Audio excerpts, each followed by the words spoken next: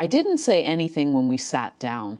That was the pattern. You learn it early in families like mine, where tone matters more than words, and silence is often the price of keeping things smooth. The table was already uneven before the menus arrived. My sister's kids picked their seats like it was instinct, closest to their mother, closest to the center. My son sat beside me, quiet, observant in that way that makes you wonder what he's already learning without being told. Orders came quickly. My sister spoke for her kids without asking them much. Filet, sides, dessert already decided. My dad nodded along, approving in that passive way that always felt like alignment. When it came to us, there was a pause. Not long, just long enough. "We didn't order for your son," my sister said, sliding the bread basket toward him like it solved something. My dad added, almost as an afterthought, "You should have packed him something." There it was.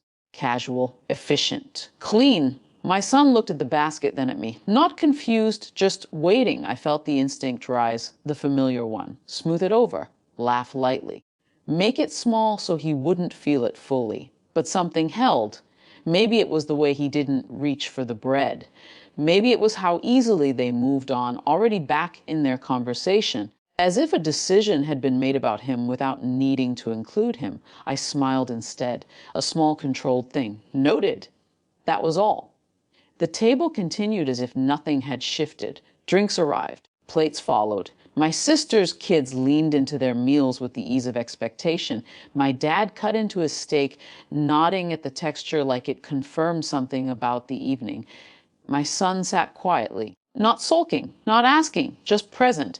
And I realized, sitting there, that this wasn't about food. It never had been. It was about what gets normalized when no one interrupts it. I'd spent years letting moments like this pass, redirecting, absorbing, explaining them away later in softer language. But this one had a witness. Time stretched in that strange way it does when you're deciding something without saying it out loud. Then the waiter came back. "Is everything tasting okay?"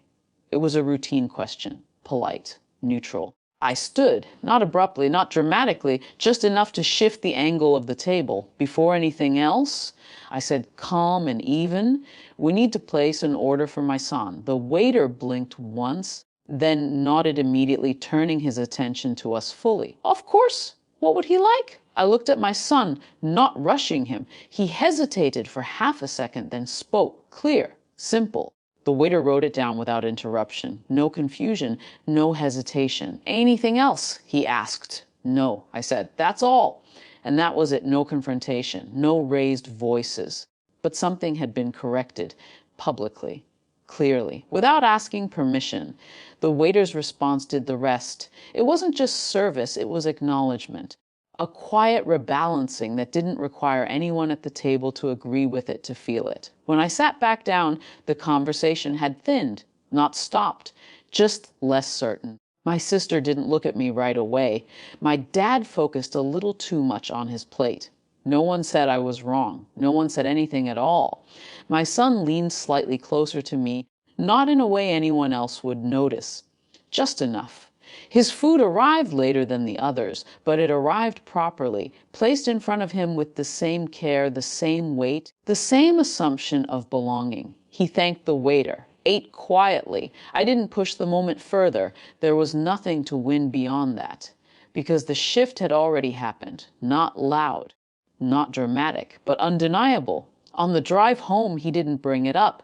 Neither did I. But when we stopped at a light, he glanced at me and said, almost casually, "I knew you were going to say something." I nodded, keeping my eyes on the road. "Yeah," I said, "me too." And for once, it didn't feel like I'd waited too long.